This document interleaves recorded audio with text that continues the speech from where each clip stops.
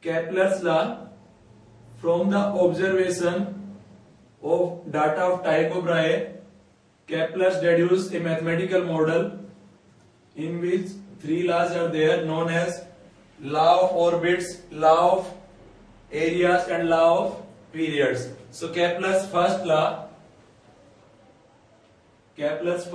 which is also known as law of orbits. According to this law, all planets revolve around the sun, or all planets revolve around the sun in elliptical path on which sun is at one of the focus of ellipse. So all planets move in elliptical orbits. All planets move in elliptical orbits with sun at one of the focus. The other focus remains vacant. So in case of physics, the other focus of ellipse have no physical significance. It is simply vacant. We can consider a planet revolving around sun. Sun, if this is focus, these are two focus. Sun is at one of the focus and other focus remains vacant. There is nothing at the other focus. Planets revolve around, this is sun, this is planet. Planets revolve around the sun in elliptical orbit. Now in case of Earth, the eccentricity E is equal to 0.017 for Earth. So we can say that for Earth, it is nearly circular. For Pluto, E is equal to 0.25, and this is highest value among the all 9 planets. But now Pluto is not a planet, but if we considering Pluto as a planet, then out of 9 planets, this is highest eccentricity, means the orbit of Pluto is most elliptical among the 9 planets. In case of Halley comet,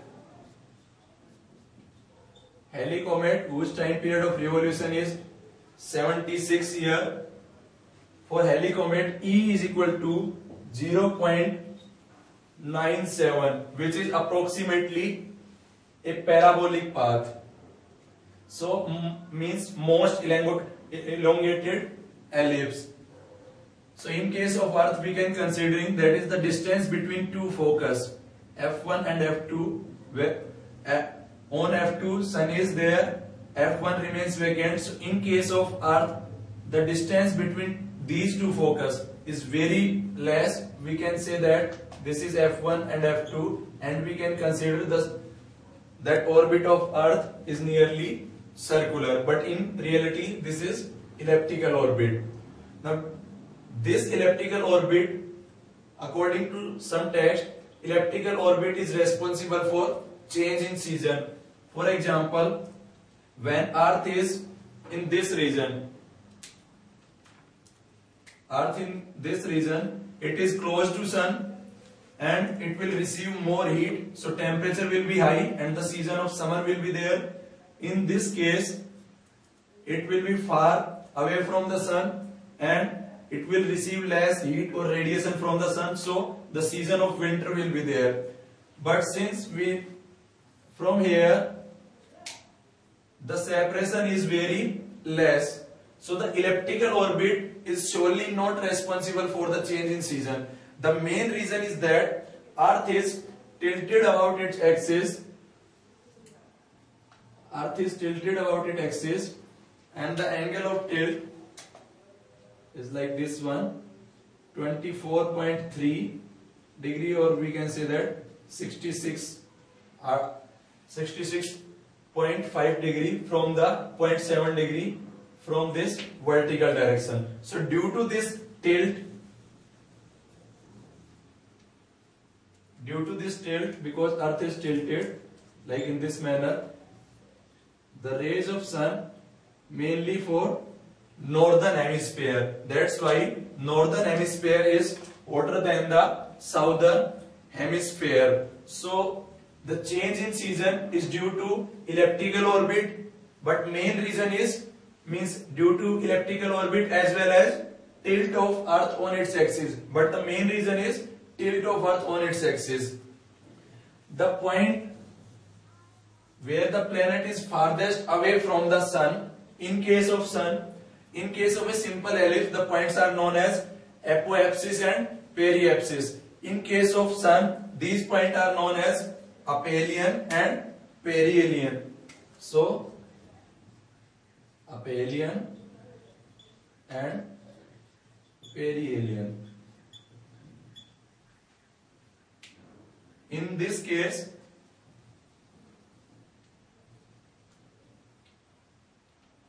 aphelion, farthest point, this point will be known as aphelion, and this point which is closest is known as perihelion. So in case of sun, we use these two terms.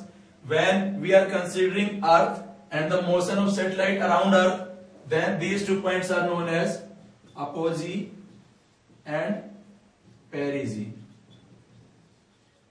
This is for when we are considering Earth at one of the focus and motion of satellite around Earth. This is when these terminologies are used when we are considering Sun at one of the focus and planets are revolving around Sun in elliptical orbits.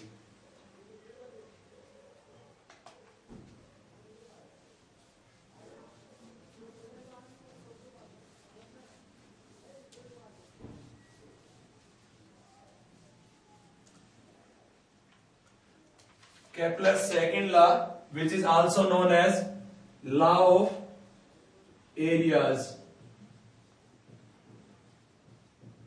This law states that the radius vector drawn from the sun to a planet sweep out equal areas in equal interval of time, or we can say that aerial velocity of a planet around the sun remains constant. So the radius vector from the sun to a planet sweeps out equal areas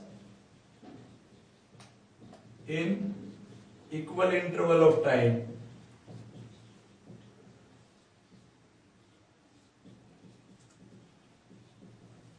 First, consider the motion of a planet around the sun in elliptical orbit. Sun, planet. At this instant, radius vector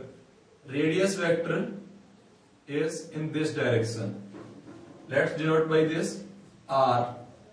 Now, this planet is revolving around the sun due to gravitational force of sun or gravitational force of attraction. So the direction of force is directed towards the center of the sun, that is opposite to the radius vector. So the torque produced by this force, since torque is equal to R cross F, and in this case the angle between R and F is 180 degree, so we can say that R and F are anti-parallel in this case. As they are anti-parallel, angle will be the magnitude of torque is equal to RF sin theta, and theta is equal to 180 degree. Sin 180 degree is 0. It means torque will be 0. Or in other words, we can say that line of action is passing through the line of action is along the radius vector itself. So torque will be 0. When torque is 0, since torque can also be written as dl by dt, which is rate of change of angular momentum. If torque is 0, this implies